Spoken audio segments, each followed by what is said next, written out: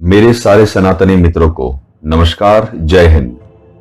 आज मैं आपको बताने जा रहा हूं अपने बारे में कि कैसे मैं सनातन के अपमान पर, हमारे आराध्यों के अपमान पर चुप रह जाता था। कुछ वर्षों के लिए मुझे भी सेक्युलर कीड़े ने काटा हुआ था, लेकिन मैं क्यों और कैसे सनातन की ओर मुड़ गया। मैंने सच को खोजना और प्रखरता से अपनी बात को रखना क्यों शुरू किया, इसके बारे में ये एक छोटा सा वीडियो बनाया गया है। अंत तक अवश्य सुनिएगा। आपको अगर मुझ में अपनी झलक नजर ना आ जाए तो अवश्य बताइएगा।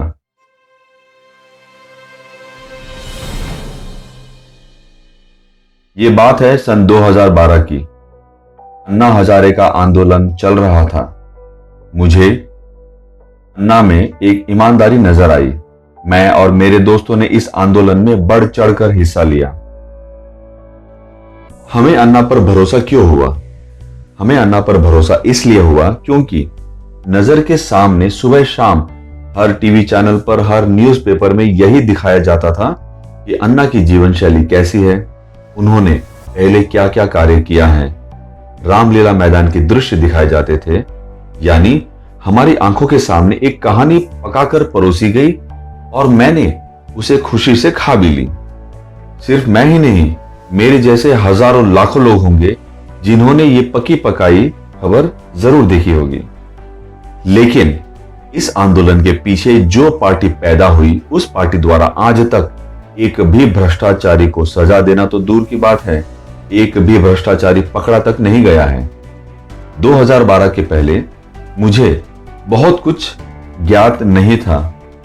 मात्र इन 8 वर्षों में मुझे जो पता चला, मैं एक सामान्य व्यक्ति से आगे बढ़कर एक सनातनी बना। मुझे भी औरों की तरह नेहरू, गांधी परिवार सब अच्छे लगते थे।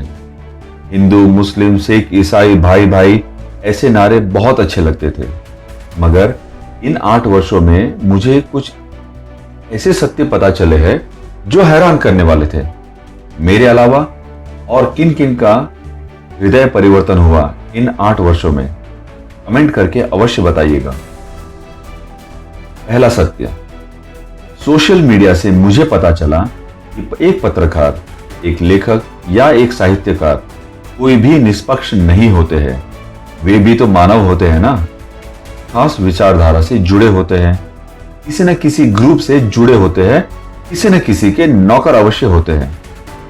पुरस्कार प्राप्त बुद्धिजीवी भी निष्पक्ष नहीं होते। साहित्य अकादमी, बुकर पुरस्कार, मैग्सेसे जैसे अवार्ड कैसे और किन को मिलते हैं ये पता चला। फिल्मों में मनोरंजन के नाम पर एक विशेष विचारधारा को बढ़ावा दिया जाता रहा है। बॉलीवुड, उर्दू वुड का, या बोले तो कराची वुड का सच पता चला।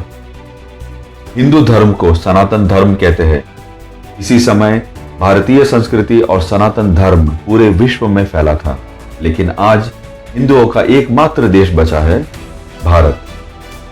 हिंदू शब्द सिंधु से नहीं आया, जैसा बताया जाता है कि अरबियों द्वारा स अक्षर को ह बोलने से ये बिल्कुल नहीं आया है, बल्कि हिंदू शब्द ऋग्वेद में वर्णित था और ऋग्वेद लाखों वर्ष पूर्व से ही उपस्थित थे। जातिवाद, बाल विवाह, पर्दा प्रथा हजारों वर्ष पुरानी सनातनी प्रथा बिल्कुल नहीं है, बल्कि मुगलों के और आक्रांताओं के आगमन से उपजी हुई एक कुव्यवस्था थी, जिसे अंग्रेजों ने सनातन से जोड़कर हिंदुओं को बांटा। इन झूठी बातों को जोड़कर भारत का इतिहास बनाया गया, लेकिन सच तो कुछ और ही था। वास्को डी गामा का सच ये था कि वो एक लुटेरा, धोखेबाज था और किसी भारतीय जहाज का पीछा करते हुए भारत पहुंचा था। वरना आप मुझे बताएं कि तोपें लेकर, सेनाएं लेकर कोई खोज पर नहीं निकलता है। वीर बप्पा रावल का नाम सुनने में आया, उनका काम और अद्भुत पराक्रम सुना। उनसे डरकर 300 वर्षों तक मुस्लिम आक्रांता भारत की तरफ देख भी नहीं पाए, भारत के बारे में सोच भी नहीं पाए। बाबर, हुमायूं, अकबर, औरंगजेब, टीपू सुल्तान सहित सारे मुल्ले शासक क्रूर, हत्यारे इस्लाम के प्रसारक और हिंदुओं के नरसंहारक थे। यह सच भी मुझे इन्हीं वर्षों में पता चला। ताजमहल, लाल किला, कुतुब मीनार आदि सब हिंदू भवन हुआ करते थे। इनकी सच्चाई कुछ और ही है, दिखाई कुछ और जाती है।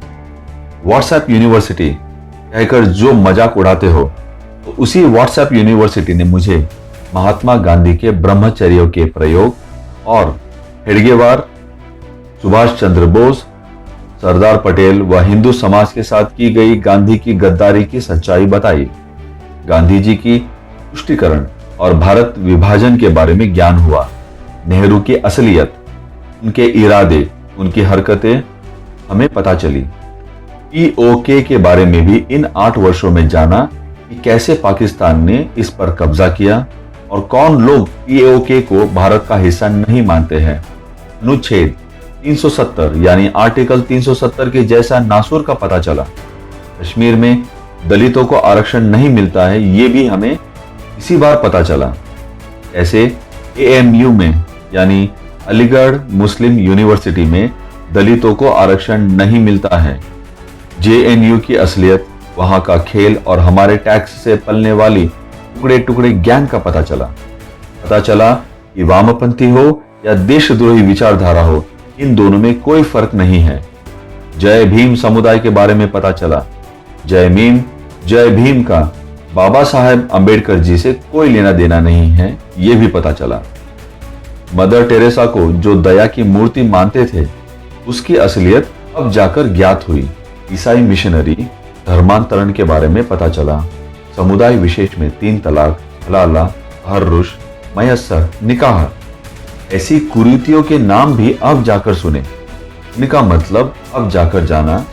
अब मुझे पता चला कि धिम्मी, काफिर, मुशरिक, हड़मूत, शिर्क, जिहाद, क्रुसेड ऐसे शब्द हिंदुओं के लिए क्या संदेश रखते हैं। सच बताओ तो गजवाए हिंद के बारे में भी पता भी नहीं था, कभी नाम सुना भी नहीं था। ये सब इन 8 वर्षों में पता चला है हमें। स्टॉकहोम सिंड्रोम और लव जिहाद का भी हमें अभी पता चला। सेकुलरिज्म की असलियत का भी अभी जानकारी मिली। मानवाधिकार, बॉलीवुड, बड़ी bindi gang, Lutyens zone, Khan Market gang, इन सब के बारे में कोई जानकारी नहीं थी। और यह भी पता चला कि इन सब के लिए तो हिंदू एक चारा था। हिंदू पर्सनल लॉ और मुस्लिम पर्सनल लॉ अलग है, ये भी व्हाट्सएप यूनिवर्सिटी ने ही हमें बताया है।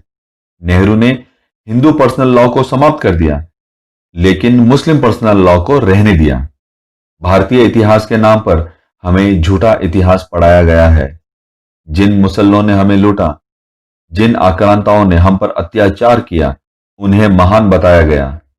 पृथ्वीराज चौहान, वीर शिवाजी, महाराणा प्रताप, भगत सिंह, सुभाष चंद्र बोस, खुदीराम बोस और वीर सावरकर, इनके बारे में असली तथ्य छुपाए गए हैं। और भी कई विषय हैं जो इन 8 वर्षों में हमें ज्ञात हुए हैं, जो देश से छुपाए गए थे, जो हमसे छुपाए गए थे। यदि आपके ध्यान में ऐसे कोई भी बात आए तो वो हमें कमेंट सेक्शन में कमेंट करके जरूर बताइएगा और इस लिस्ट में जोड़ते जाइएगा।